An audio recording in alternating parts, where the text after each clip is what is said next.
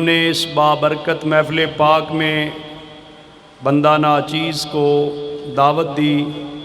میں اپنی سعادت سمجھتا ہوں کہ زندگی میں ایک بار پھر امام الانبیاء تاجدار کائنات احمد مجتبی حضرت سیدنا محمد مصطفیٰ صلی اللہ علیہ وآلہ وسلم کی ولادت با سعادت کی خوشی میں اس محفل میلاد پاک میں حاضری کا شرف حاصل ہو رہا ہے۔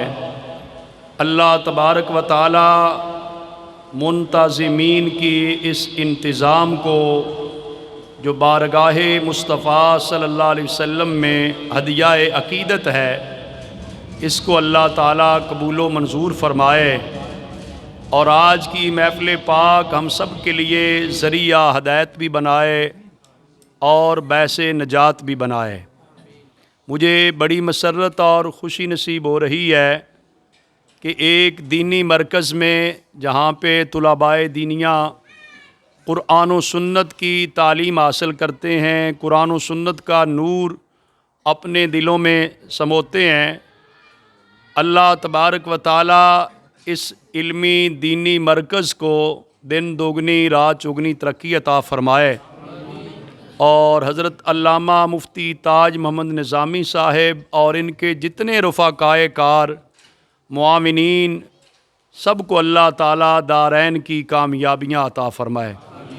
یقیناً جو سب سے بڑا کام نبی کریم صلی اللہ علیہ وآلہ وسلم نے دنیا میں آ کر کیا وہ افراد سازی تھی، اچھے لوگ تیار کیے، ان کی تربیت فرمائی۔ آج بھی جو حضور علیہ السلام کے دین پاک کو آگے پہنچانے کے لیے لوگ تیار کرتے ہیں، قرآن مجید کے حافظ، قاری اور عالم دین تیار کرتے ہیں، یہ انسانی سرمایہ تیار کرنا بہت بڑا صدقہ جاریہ ہے۔ میں یہ سمجھتا ہوں اہل محلہ خوش نصیب ہیں جن کے محلے میں یہ دینی درسگاہ ہے، جہاں پر جو ہے قرآن و سنت پڑھایا جاتا ہے، طلباء دینیہ پڑھتے ہیں، تو جو حضرات بھی تعاون کرتے ہیں ان کے لیے بہت بڑا اس میں اجر ہے۔ اللہ تبارک و تعالی اس دارالعلوم کو دن دوگنی رات چگنی ترقی عطا فرمائے۔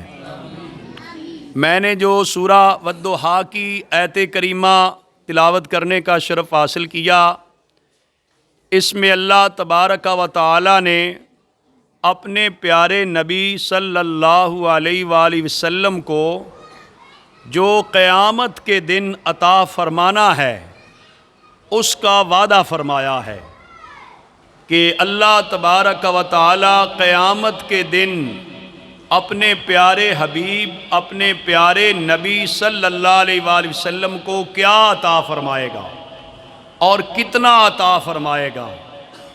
تو قرآن مجید کو پڑھا جائے تو پتہ چلتا ہے کہ قرآن مجید کی ایک آیت کریمہ ایسی ہے جس میں اللہ تعالیٰ نے جو اپنے محبوب نبی صلی اللہ علیہ وآلہ وسلم کو عطا کیا اس کا ذکر فرمایا۔ جو سورہ الکوثر قرآن مجید کی مختصر ترین جو سورت ہے اس کی پہلی آیت ہے جس میں اللہ تعالیٰ نے خبر دی کہ میں نے اپنے پیارے نبی کو کیا عطا کیا ہے، اور یہ جو میں نے آیت پڑھی ہے اس میں اللہ تبارک و تعالیٰ نے فرمایا ہے کہ اللہ تعالیٰ اپنے پیارے نبی صلی اللہ علیہ وسلم کو کیا عطا کرے گا۔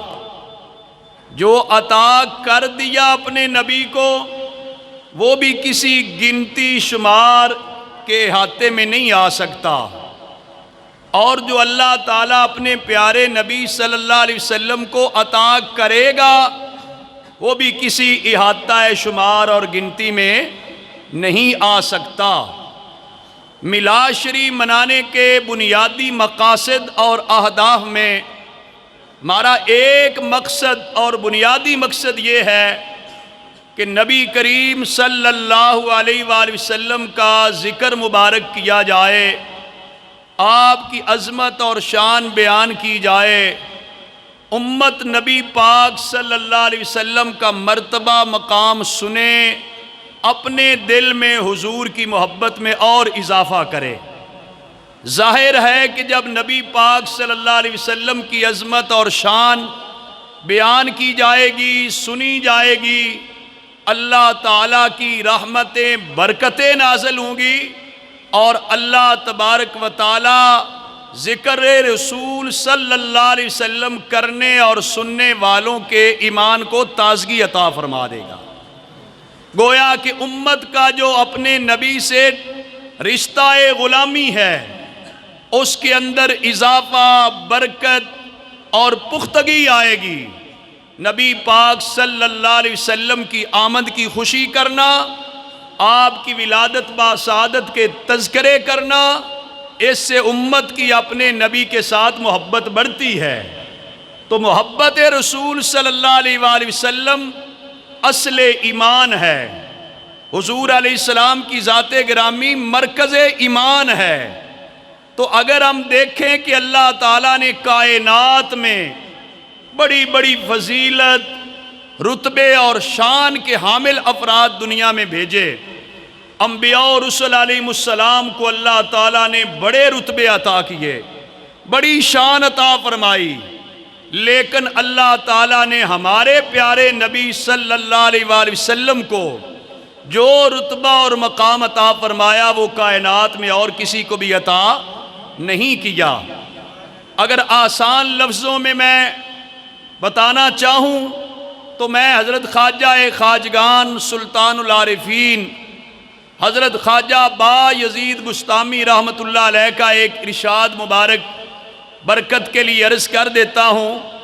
ویسے تو اگر مجھے پشتو آتی ہوتی تو میں آپ کی زبان میں بات کر کے زیادہ خوشی محسوس کرتا، لیکن چونکہ پشتو نہیں آتی تو میں کوشش کروں گا کہ جو بات کروں آسانی کے ساتھ کروں تاکہ آپ بات سمجھ سکیں۔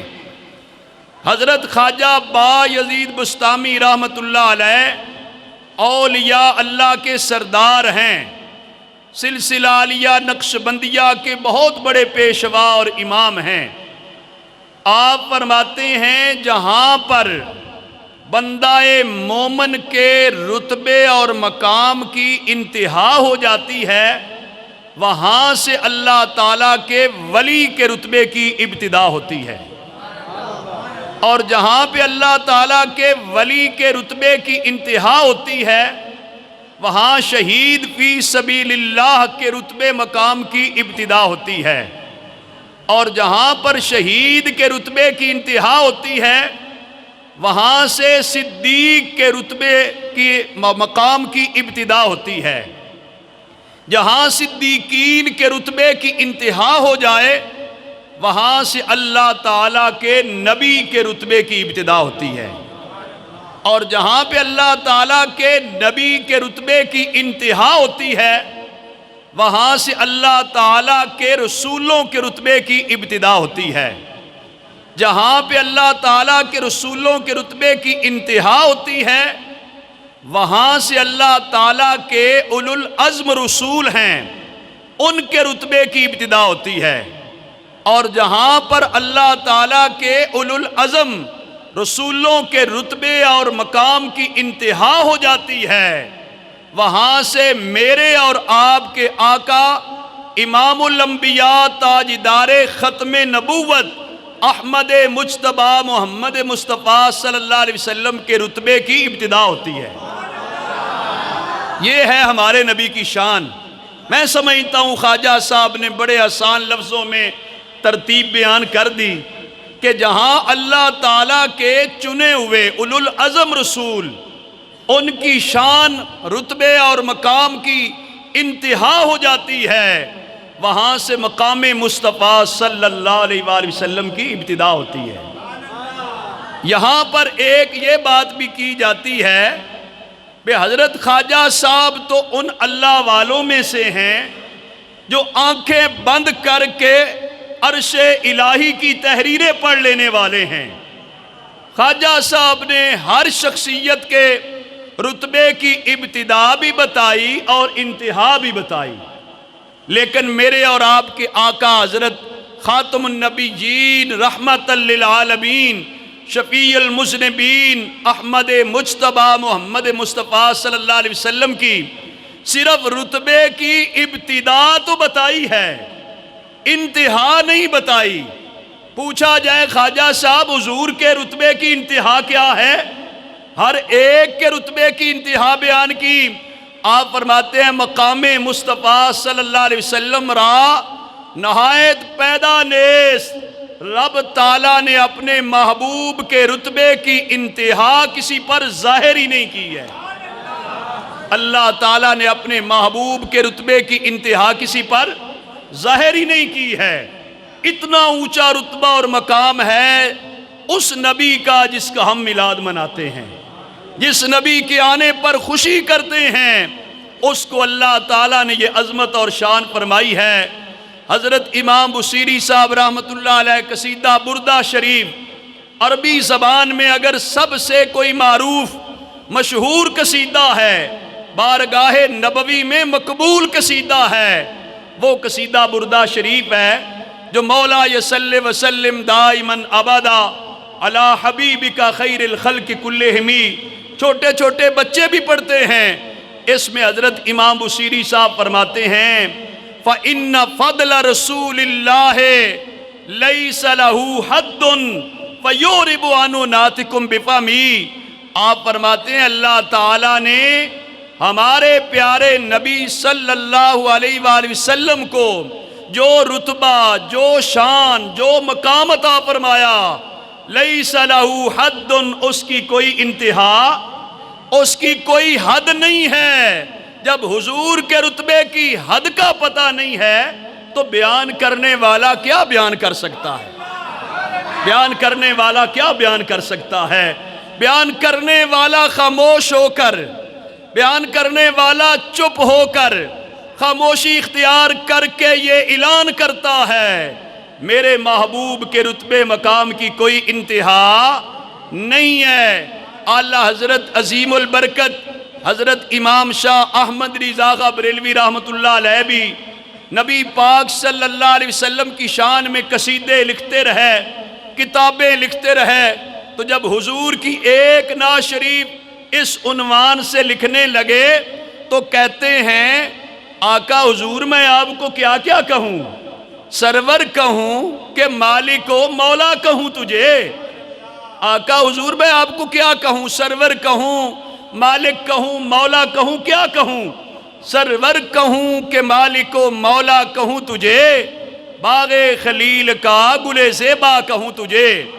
فرماتے ہیں تیرے تو وصف عیب تنائی سے ہیں بری، آقا حضور آپ کے اوصاف گننا، آپ کے اوصاف گنتی میں لانا یہ عیب ہو جائے گا، گنتی میں آ نہیں سکتے۔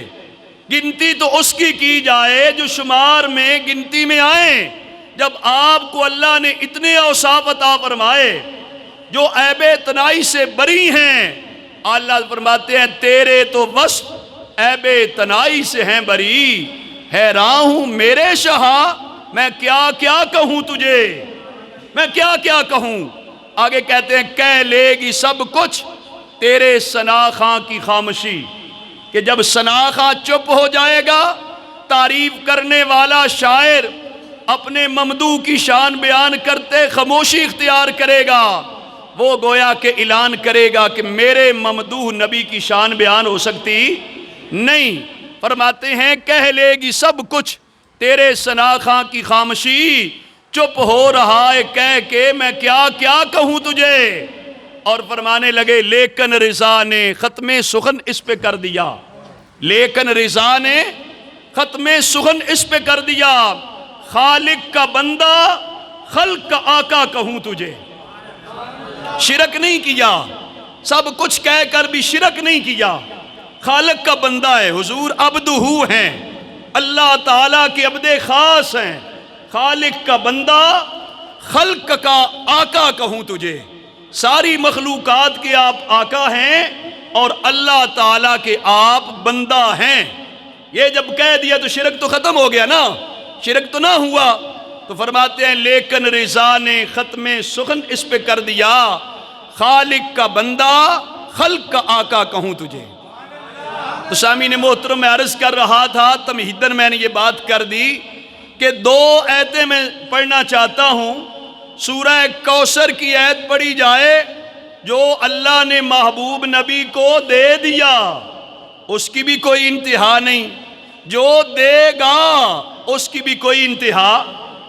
پھر لوگ کہیں کہ یہ سنی لوگ نبی پاک کی شان بڑھا دیتے ہیں، بڑھائی تو اس کی جائے جس کی آگے حد نظر آئے۔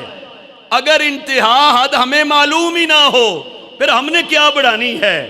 تو اللہ تعالیٰ نے نبی کو جو شان عطا فرمائی، فرمایا اِنَّا أَعْطَيْنَاكَ الْكَوْثَرَ، اے پیارے نبی ہم نے آپ کو کوثر عطا کر دیا ہے، ہم نے آپ کو کوثر عطا کر دیا۔ کوثر کیا ہوتا ہے؟ اگر لفظ کو دیکھا جائے، ایک لفظ ہوتا ہے کثیر، عربی میں بھی بولا جاتا ہے، اردو میں بھی۔ کثیر کا معنی ہوتا ہے زیادہ۔ ایک لفظ ہوتا ہے اکثر، اکثر کا معنی ہوتا ہے بہت زیادہ۔ اردو میں بھی بولتے ہیں، عربی میں بھی بولتے ہیں۔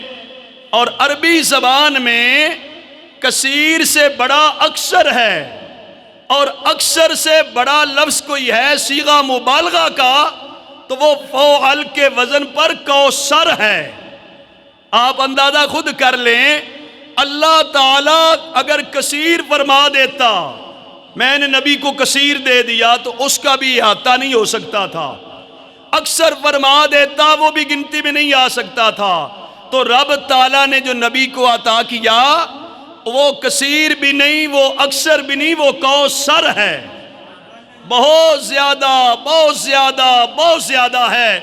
بلکہ حضرت سیدنا عبداللہ بن عباس رضی اللہ عنہما جو مفسر قرآن ہیں، ترجمان القرآن ہیں، آپ فرماتے ہیں کوثر کیا ہے جو اللہ نے حضور کو دے دیا؟ فرماتے الخیر الکثیر کلہ، تمام کی تمام بھلائی، تمام کی تمام خوبی، تمام کی تمام خیر، تمام کا تمام کمال جو تحت قدرت تھا انسانوں کے لیے، رب تعالیٰ نے اپنے محبوب نبی کو عطا کر دیا۔ نعرہ تکبیر، نعرہ رسالہ، نعرہ رسالہ، جشن عید میلاد النبی۔ تو یہ اللہ تعالیٰ نے حضور کو عطا کر دیا، کوثر عطا کر دیا۔ دینی نعمتیں، دنیاوی نعمتیں، اخروی نعمتیں، ظاہری کمالات، باطنی کمالات، رب تعالیٰ نے اپنے محبوب علیہ السلام کو سارے کمالات سے نواز دیا۔ تب بھی تو فارسی میں کہا گیا، حسن یوسف دم عیسیٰ ید بیضا داری، آنچ خوباں ہما دارن تو تنہا داری، کہ بڑے بڑے کمال والے لوگ دنیا میں آئے، رب تعالیٰ نے ان کو جو کمالات عطا فرمائے متفرق طور پر، رب نے اپنے محبوب نبی صلی اللہ علیہ وسلم کو وہ سارے کمالات ذات محمد صلی اللہ علیہ وسلم میں جمع فرما دیے ہیں۔ یہ اللہ تعالیٰ نے جو عطا کیا اس کی بھی کوئی حد انتہا۔ تو جو عطا کرے گا، جو سورہ والضحیٰ کی میں نے آیت پڑھی، اس کا ترجمہ کیا ہے؟ وَلَسَوْفَ يُعْطِيكَ رَبُّكَ فَتَرْضَىٰ، اے پیارے نبی تیرا رب ان قریب تجھے اتنا عطا کرے گا، فَتَرْضَىٰ کہ تو راضی ہو جائے گا۔ کتنا عطا کرے گا کہ تو راضی ہو جائے گا؟ اب راضی ہونے کا جو تعلق ہے وہ تو حضور کی ذات کے ساتھ ہے، ہمیں کیا پتا کتنے پہ کوئی راضی دوسرا ہوتا ہے؟ آپ کو نہیں پتا میں کتنے پہ راضی، مجھے نہیں پتا آپ کتنے پہ راضی۔ تو حضور علیہ السلام کو جو رب تعالیٰ نے عطا کیا وہ ہم کیسے بیان کریں کہ رب تعالیٰ اتنا عطا کرے گا، اتنا عطا کرے گا، فَتَرْضَىٰ کہ محبوب تو راضی ہو جائے گا۔ حضور کتنے پہ راضی ہوں گے؟ احادیث مبارکہ میں اس قرآنی آیت کے تحت بعض تفاسیر کے اندر بھی یہ حدیث پاک لکھی ہے، طبرانی میں بھی ہے کہ آقا حضور علیہ السلام پر جب یہ قرآنی آیت نازل ہوئی کہ رب تعالیٰ اتنا عطا کرے گا کہ حضور راضی ہو جائیں گے، حضور علیہ السلام نے رب تعالیٰ کی بارگاہ میں عرض کیا اذن لا ارضا وواحد من امتی من النار او کما قال کہ اے میرے رب تو مجھے اتنا عطا کرے گا کہ میں راضی ہو جاؤں گا، تو میں تو اس وقت تک راضی نہیں ہوں گا جب تک میرا ایک امتی بھی جہنم میں ہوگا، جب تک میرا ایک امتی بھی جہنم میں ہوگا اس وقت تک میں راضی۔ ویسے میں جو چھوٹا سا طالب علم ہوں دین کا، علم کا، میں نے جب اس پہ غور کیا کہ حضور علیہ السلام نے یہ جو عرض کیا رب تعالیٰ کی بارگاہ میں، یہ حضور کے علاوہ اور کون عرض کر سکتا ہے؟ اذن لا اردا، یہ کہے کہ میں اس وقت تک راضی نہیں ہوں گا۔ ساری کائنات تو رب کی رضا چاہتی ہے، ساری کائنات اللہ تعالیٰ کو راضی کرتی ہے، اللہ کی رضا چاہتی ہے۔ نمازی نماز پڑھتا ہے اللہ راضی ہو جائے، حاجی حج بیت اللہ کرتا ہے اللہ راضی ہو جائے، قاری قرآن کی تلاوت کرتا ہے اللہ راضی ہو جائے، مجاہد جہاد کرتا ہے اللہ راضی ہو جائے۔ ساری کائنات تو رب کی رضا چاہتی ہے، رب کی بارگاہ میں کون کہہ سکتا ہے کہ میں راضی نہیں ہوں گا؟ صرف ایک ذات کہہ سکتی ہے جو رب کی محبوب ہے۔ محبوب کے لیے الگ قوانین ہوتے ہیں، محبوب کے لیے الگ دائرہ کار ہوتا ہے۔ حضور نے اللہ تعالیٰ کی بارگاہ میں عرض کیا، جو رب نے حضور کو مقام عطا کیا، حضور اللہ تعالیٰ کے محبوب ہیں، پیارے ہیں، حبیب ہیں، آپ نے عرض کیا مولا اس وقت تک میں راضی نہیں ہوگا جب تک میرا ایک امتی بھی جہنم میں ہوگا۔ اس سے آپ مجھے یہ بتائیں کہ حضور اگر امت کے ساتھ اتنی شفقت کریں، اتنی مہربانی کریں، امت کو پھر حضور کے آنے کی خوشی کرنی چاہیے یا نہیں کرنی چاہیے؟ حضور کی ولادت کا جشن منانا چاہیے یا نہیں منانا چاہیے؟ جو نبی پوری امت کے لیے اتنے خیر خواہ، اتنے خیر خواہ ہیں، قرآن مجید نے کہا حریص علیکم بالمؤمنین رؤوف الرحیم، جو رسول تمہارے پاس آئے ہیں وہ تو حریص ہیں۔ اب حریص کے اندر کتنا بڑا معنی پایا جاتا ہے کہ حضور علیہ السلام ہمارے اتنے بڑے خیر خواہ ہیں جتنے ہم بھی اپنی جان کے نہیں ہیں، اتنے ہم بھی اپنے خیر خواہ نہیں جتنے حضور ہمارے خیر خواہ ہیں۔ اور رب تعالیٰ نے فرمایا بالمؤمنین رؤوف الرحیم، حضور مومنوں کے لیے رؤوف الرحیم ہیں۔ تو یہ نبی پاک صلی اللہ علیہ وآلہ وسلم کی امت پر شفقت ہے، امت کے ساتھ محبت ہے۔ اس محبت کا بھی تقاضا ہے کہ جو محبت کرے اس کے ساتھ محبت کی جائے، جو وفا کرے اس کے ساتھ وفا کی جائے، جو پیار کرے اس کے ساتھ پیار کیا جائے، جو یاد رکھے اسے یاد رکھا جائے۔ اعلیٰ حضرت عظیم البرکت امام شاہ احمد رضا بریلوی رحمۃ اللہ علیہ فرماتے ہیں، جو نہ بھولا ہم غریبوں کو رضا، جو نہ بھولا، جو نبی ہمیں نہیں بھولا، جو نہ بھولا ہم غریبوں کو رضا، یاد اس کی اپنی عادت کیجئے۔ اس نبی کی یاد کرنا اپنی عادت بنا لیں، وہ اس لیے کہ وہ تمہیں نہیں بھولے، وہ یاد کرتے رہے۔ اور ویسے بھی میں عرض کروں، جس کے ساتھ تعلق ہوتا ہے اس کا ذکر کرتا ہے، جس کے ساتھ پیار ہوتا ہے نا وہ ذکر ضرور کرتا ہے۔ من احب شیئا اکثر ذکرا، جس کے ساتھ محبت ہوتی ہے بندے کی اس کا ذکر تو زیادہ کرتا ہے۔ دیکھا جائے تو دنیا کے نظام دنیا کے اندر بھی، رسم دنیا کے اندر بھی یہ چیزیں ہمیں ملتی ہیں، انسانوں میں بھی ملتی ہیں، جانوروں چرندوں پرندوں میں ملتی ہیں۔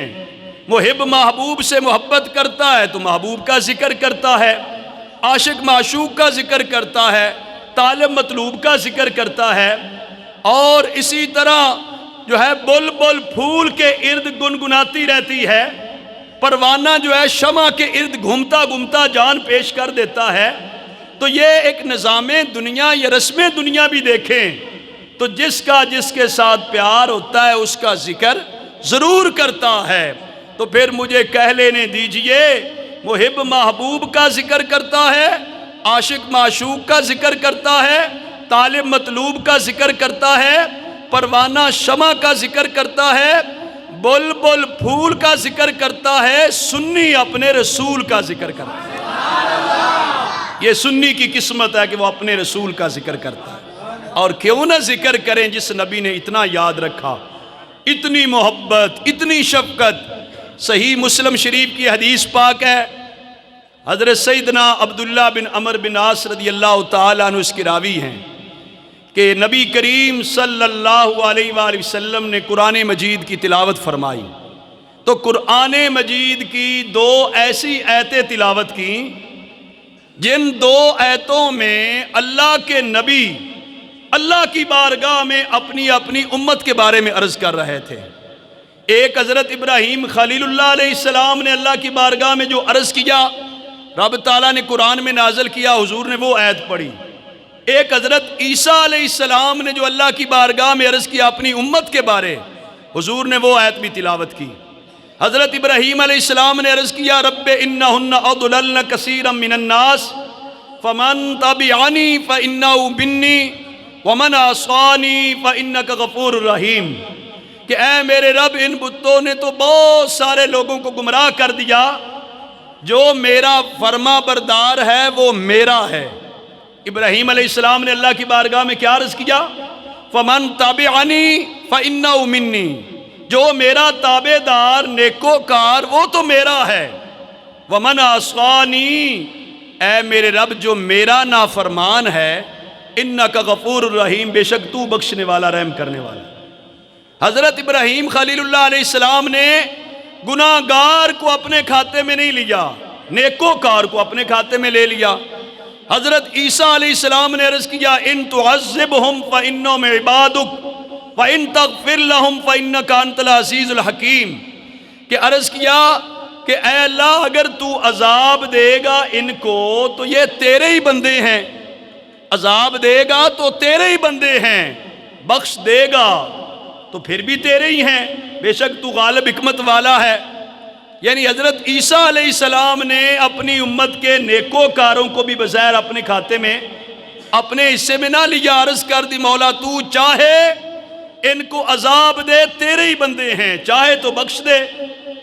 جب حضور علیہ السلام نے دو نبیوں کا اپنی اپنی امت کے بارے میں یہ رویہ قرآن مجید میں تلاوت کیا تو حدیث پاک میں آتا ہے، فرفع یدیہ، نبی پاک صلی اللہ علیہ وسلم نے دعا کے لیے دونوں ہاتھ اٹھائے، دونوں ہاتھ اٹھا کے اللہ کی بارگاہ میں عرض کی، اللہم امتی امتی، اے اللہ میری امت پہ رحم فرما، اے اللہ میری امت پہ رحم فرما۔ وبا کا، اور رسول اللہ صلی اللہ علیہ وسلم رو بھی پڑے۔ یہ ہمارے پیارے نبی صلی اللہ علیہ وسلم کا ہمارے ساتھ پیار ہے، حضور کی شفقت ہے امت کے ساتھ کہ امت کو یاد کر کے آدھی امت کے لیے دعا نہیں کی، ساری امت کے لیے دعا کرتے عرض کیا، اے اللہ میری امت پہ رحم فرما، میری امت پہ رحم فرما، اور ہاتھوں کو اٹھا کر دعا کی، تکرار کے ساتھ کی، پھر رو کر کی۔ شارحین حدیث کہتے ہیں یہ دعا کے آداب ہیں، اللہ تعالیٰ کی بارگاہ سے مانگا جائے، دعا کی جائے تو ہاتھوں کو اٹھا کر دعا کی جائے، پھر بار بار عرض کی جائے، پھر جو ہے تکرار کے ساتھ رو کے گڑ گڑا کے اللہ کے حضور فریاد کی جائے، دعا کی جائے۔ جب حضور علیہ السلام نے دعا کی، حدیث پاک میں آتا ہے صحیح مسلم شریف میں کہ اللہ تبارک و تعالی نے حضرت جبریل علیہ السلام کو بھیجا کہ اے پیارے جبریل جاؤ میرے پیارے نبی صلی اللہ علیہ وسلم کی بارگاہ میں، اذهب الى محمد وربک عالم فاسألوا ما یبکیک، اے جبریل جاؤ میرے پیارے محبوب نبی صلی اللہ علیہ وسلم کے پاس، تیرا رب خوب جانتا ہے لیکن تو پوچھ کے آ کہ اے پیارے نبی روتے کیوں ہیں، اے پیارے نبی روتے کیوں ہو، اے جبریل تو پوچھ کے آ۔ ساتھ فرما دیا وربک عالم، تیرا رب خوب جانتا ہے۔ اللہ تعالیٰ تو جانتا ہے نا، کائنات کا ذرے ذرے کی ہر چیز کو جانتا، تو پھر حضور علیہ السلام کے پاس جبریل کو بھیجا. جبریل علیہ السلام پوچھ کر آئے کہ نبی پاک صلی اللہ علیہ وسلم اپنی امت کے غم میں رو رہے ہیں، اپنی امت کی بخشش کے لیے رو رہے ہیں. اللہ تعالیٰ نے دوبارہ جبریل علیہ السلام کو بھیجا. سدرۃ المنتہا سے بار بار بھیجنا، امام نووی رحمۃ اللہ علیہ فرماتے ہیں یہ مقام مصطفیٰ صلی اللہ علیہ وسلم لوگوں پہ زہر کرنا مقصود تھا. یہ رب تعالیٰ نے بتانا مقصود تھا کہ میرا پیارا نبی رو پڑے تو اس کی تسلی کے لیے، تشفی کے لیے میں جبریل علیہ السلام کو سدرۃ المنتہا سے بار بار بھیجتا ہوں. اور اس حدیث پاک سے پھر پتہ چلتا ہے کہ حضور کو اپنی امت سے پیار اور شفقت کتنی ہے کہ حضور رو رو کے دعائیں کر رہے ہیں.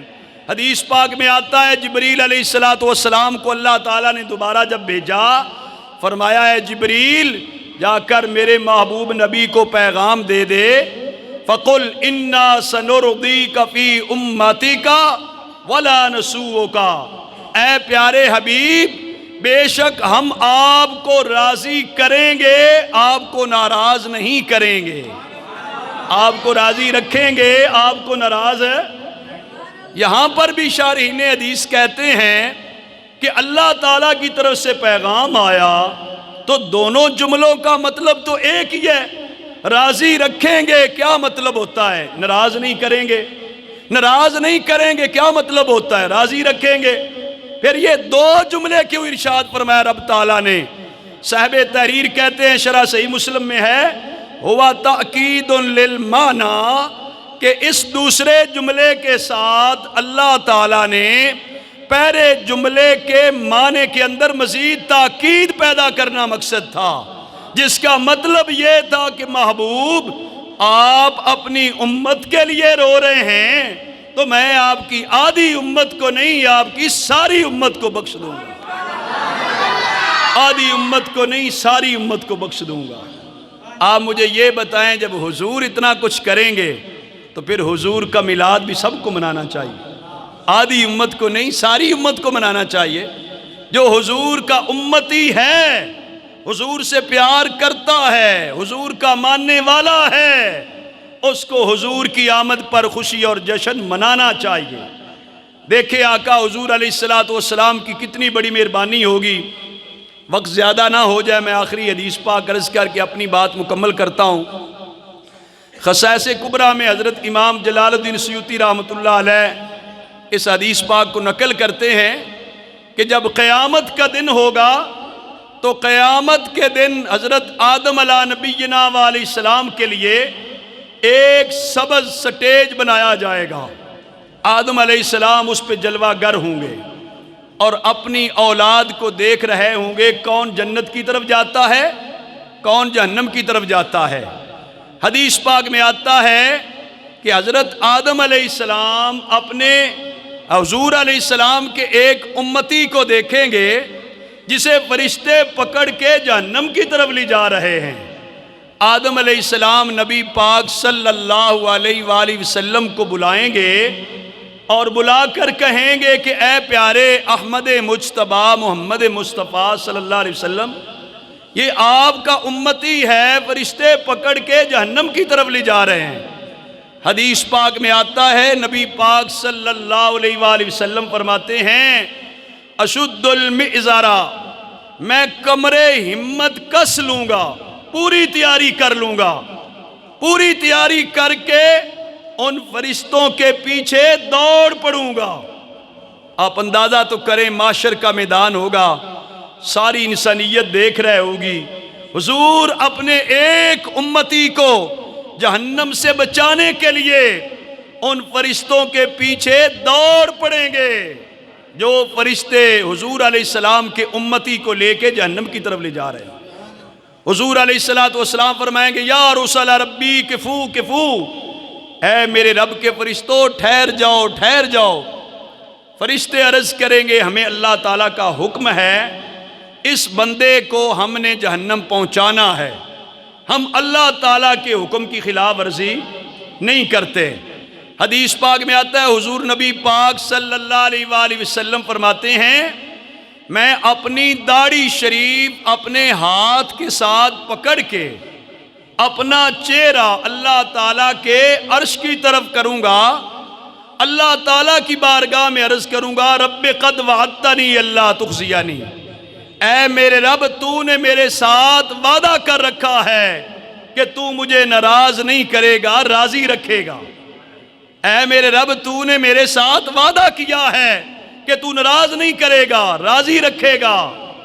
آج یہ فرشتے بھرے محشر کے میدان میں میری بات بھی نہیں سن رہا ہے۔ حدیث پاک میں آتا ہے اللہ تعالیٰ فرشتوں سے کہے گا کہ اس بندے کو لے کر واپس آؤ اور میرے پیارے نبی صلی اللہ علیہ وسلم کے پاس لاؤ، جو میرا پیارا نبی کہتا ہے ان کی بات مانو۔ حضور علیہ السلام کی یہ شان ہے، مرتبہ اور مقام ہے۔ حضور علیہ السلام فرماتے ہیں میں جب میرے پاس لے کر آئیں گے میرے امتی کو، میں کہوں گا کہ اس کے اعمال میرے سامنے تولے جائیں، اس کے اعمال میرے سامنے تولے جائیں۔ جب اعمال تولے جائیں گے تو حضور علیہ السلام فرماتے ہیں میں اپنی جیب سے ایک سفید کارڈ اپنی جیب سے نکال کر اپنے امتی کے نیکیوں والے پلڑے پہ رکھوں گا، میرے امتی کا نیکیوں والا پلڑا بھاری ہو جائے گا۔ فرشتے اعلان کر دیں گے کہ یہ تو کامیاب ہو گیا، یہ تو جنتی بن گیا۔ پھر جنت کے فرشتے جب لے جانا چاہیں گے تو وہ بندہ کہے گا کہ اے فرشتوں ٹھہر جاؤ، مجھے اس عظیم ہستی کا حسن و جمال کی پیکر، کرم اور رحمت کی پیکر ذات جو ہے ان کا تعارف تو کرنے دیں، یہ کون سی ذات ہے؟ حضور علیہ السلام فرماتے ہیں جب میرا امتی قیامت کے دن مجھ سے تعارف چاہے گا، پوچھے گا آپ کون؟ حضور فرماتے ہیں میں کہوں گا انا نبیک محمد صلی اللہ علیہ وسلم، کہ اے میرے امتی میں تو تیرا نبی محمد صلی اللہ علیہ وآلہ وسلم ہوں۔ وَهَذِهِ صَلَاتُكَ الَّتِي كُنْتَ تُصَلِّي عَلَيَّ، یہ تیرا وہ درود شریف ہے جو دنیا کی زندگی میں تو میری بارگاہ میں بھیجا کرتا تھا، تو درود شریف بھیجا کرتا تھا۔ آج اس درود شریف کی برکت سے میں نے گوارا نہ کیا کہ جہنم کی آگ میں جائے، جو سفید کارڈ تیرے نیکیوں والے پلڑے پہ رکھا تیرا وہ درود شریف ہے۔ یہ محفل میلاد شریف کا میسج ہے، پیغام ہے کہ ہمیں اپنے نبی صلی اللہ علیہ وسلم سے وفا کرنی چاہیے، اپنے پیارے نبی صلی اللہ علیہ وسلم سے محبت کرنی چاہیے۔ حضور علیہ السلام کی بارگاہ میں محبت و کثرت کے ساتھ درود شریف کا نذرانہ پیش کرنا چاہیے۔ وہ ہمیں نہیں بھولے تو ہمیں بھی حضور کو بھولنا نہیں چاہیے۔ حضور علیہ السلام جو دین لے کر آئے ہمارے لیے نظام زندگی ہے، اس دین اسلام کو پڑھنا بھی چاہیے، سمجھنا بھی چاہیے، اس دین کو آگے پڑھانا بھی چاہیے اور لوگوں تک پہنچانا بھی چاہیے۔ یہ دینی مدارس و جامعات اسلام کے مراکز ہیں، اسلام کے قلعے ہیں، یہ حضور علیہ السلام کے مشن کو آگے لے کے چلتے ہیں۔ ہمیں ان کے ساتھ وابستگی کو اپنی سعادت سمجھنی چاہیے۔ ہو سکتا محلے میں عام مسجد شریف تو ہوتی، مدرسہ نہ ہوتا، لیکن مدرسے کا ہونا بہت بڑا معنی رکھتا ہے۔ یہ صبح و شام وہ کام کرتے ہیں جو حضور علیہ السلام کا مشن مبارک ہے۔ آقا حضور علیہ السلام نے اپنی بعثت میں تشریف آوری میں تعارف کرواتے فرمایا انما بعثت معلما، حضور نے فرمایا میں تو معلم بنا کر بھیجا گیا ہوں، میں تو استاد بنا کر بھیجا گیا ہوں۔ آقا حضور علیہ السلام کو کائنات میں کسی سے پڑھنے کی حاجت نہیں ہوئی، رب تعالیٰ نے محبوب کو سارا کچھ ہی پڑھا دیا، سب کچھ اپنے نبی کو عطا کر دیا۔ حضور علیہ السلام نبی امی ہیں، آقا حضور تو جب دنیا میں آئے تو معلم بن کر ہی آئے ہیں، استاذ بن کر آئے، لوگوں کو پڑھانے کے لیے بن کر آئے۔ ایک حدیث شریف کا مفہوم تو یہ ہے کہ آقا حضور علیہ السلام مسجد نبوی میں تشریف لے گئے ایک حلقہ ذکر کا تھا جہاں لوگ اللہ تعالیٰ کا ذکر کر رہے تھے، ایک حلقہ علم کا تھا جہاں لوگ پڑھا رہے تھے۔ آقا حضور علیہ السلام نے فرمایا دونوں اچھے ہیں، دونوں خیر پہ ہیں، لیکن آقا حضور ذکر والوں کے حلقے میں نہیں بیٹھے، آقا حضور پڑھنے پڑھانے والوں کے ساتھ بیٹھ کے فرماتے ہیں انما بعثت معلما، میں تو معلم بن کر آیا ہوں، تو میں تو اس جگہ ہی بیٹھوں گا جہاں علم کی باتیں ہوں، جہاں علم پڑھایا جا رہا ہے، پڑھا جا رہا ہے، تو میں تو علم پڑھاؤں گا۔ تو آقا حضور علیہ السلام کا یہ مشن مبارک ہے، یہ میلاد شریف بھی ایمان کی تازگی کا ذریعہ، حضور علیہ السلام سے پیار اور وفا کا ذریعہ ہے۔ قیامت کے دن حضور علیہ السلام اپنی امت کے گناہگار کی تو شفاعت کریں گے، لیکن غدار کی شفاعت نہیں کریں گے۔ یاد رکھیں، جو صحیح عقیدے والا ہوگا، محبت پیار کرنے والا ہوگا، قیامت کے دن حضور کی شفاعت اس کو نصیب ہوگی۔ وہ خواہ نیکوکار ہے خواہ گناہ گار ہے حضور سے وفا اور پیار کرتا، اس کو شفاعت تو ملے گی، سفارش حضور کی نصیب ہوگی۔ لیکن جو بندہ غدار ہے، حضور کا وفادار نہیں ہے، حضور علیہ السلام کا ادب احترام نہیں کرتا، اسے قیامت کے دن شفاعت اور سفارش نہیں ملے گی۔ یہ میلاد شریف کی محفلیں ہمارا ایمان تازہ کرتی ہیں۔ حضور علیہ السلام کا ذکر مبارک بڑا بابرکت ہے، رحمتوں برکتوں والا ہے۔ اللہ تبارک و تعالیٰ اس محفل میلاد مصطفیٰ صلی اللہ علیہ وسلم کو اپنی بارگاہ میں شرف قبولیت عطا فرمائے، اور اس دارالعلوم کنز الایمان جو کہ اس خطے کی بہت بڑی شخصیت، عالم اسلام کی بہت بڑی شخصیت، قبلہ پیر طریقت شیخ المشائخ حضرت پیر محمد چشتی صاحب نور اللہ مرقدہ، آپ کے فیضان نظر سے الحمدللہ دینی درسگاہ کا قیام عمل میں آیا۔ اللہ تعالیٰ ان کے فیضان کے صدقے اس کو تا قیامت جاری و ساری رکھے، آباد و شاد رکھے۔ یہاں سے پڑھ کے جو لوگ جائیں گے وہ ساری زندگی حضور کا ذکر کریں گے، دین کی خدمت کریں گے، اس کا ثواب محلے والوں کو بھی ملتا رہے گا۔ آپ اندازہ کریں کس ٹائم، صبح کے ٹائم بچے اٹھ کے قرآن پڑھتے ہیں، تہجد کے ٹائم ہم سوئے ہوتے ہیں، لیکن یہ شعبہ حفظ کے بچے ماشاءاللہ قرآن مجید کی تلاوت کر رہے ہوتے ہیں۔ پوری بستی پر، پورے علاقے پر قرآن مجید کی تلاوت کی برکت سے رحمتیں اترتی ہیں۔ اللہ تبارک و تعالیٰ اس دارالعلوم کو دن دوگنی رات چگنی ترقی عطا فرمائے۔ میں بارے دیگر انتظامیہ کا شکر گزار ہوں کہ اس بابرکت محفل پاک میں مجھے حاضری کا حکم دیا۔ میں اپنی سعادت سمجھتا ہوں کہ حاضری ہوگی، اللہ تبارک و تعالیٰ اس حاضری کو میرے لیے، آپ سب کے لیے ذریعہ ہدایت بنائے، باعث نجات بنائے، قیامت کے دن حضور علیہ السلام کی شفاعت کے حقدار بن سکیں۔ آخر دعوانا ان الحمدللہ رب العالمین۔